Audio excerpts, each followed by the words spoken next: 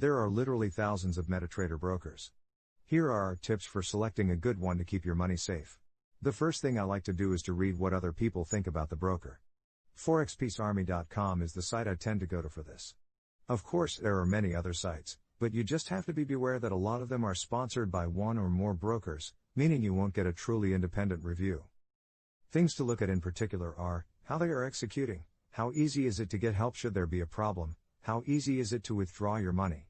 I tend to start off reading all the negative reviews first. My preference is to use regulated brokers from reputable countries.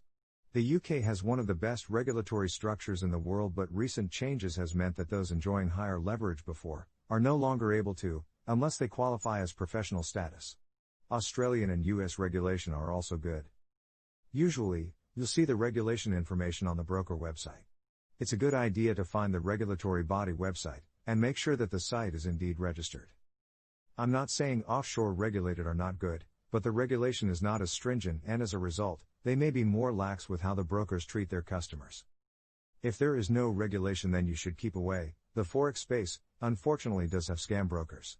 These brokers lure you in with bonuses and offers which are too good to be true. Once you deposit your money, you may find that you can never get that money back. 4. Infrastructure.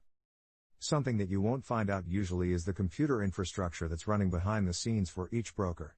However, there are a couple of things I like to do to get a sense of their infrastructure.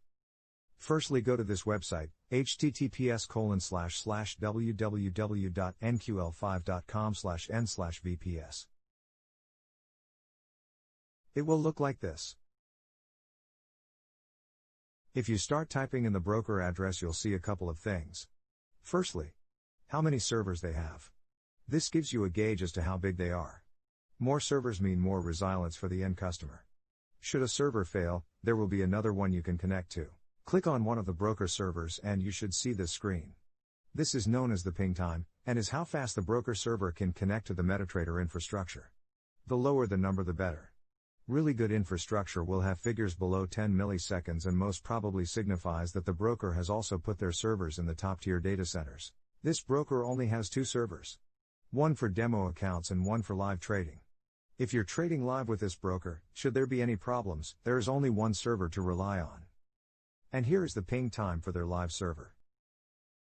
So we hope you found this video useful to help you select a good Metatrader broker. We will provide you our recommendations in the description below this video. We would really appreciate it if you would like our video and subscribe to our YouTube channel. Safe trading. Have a great day.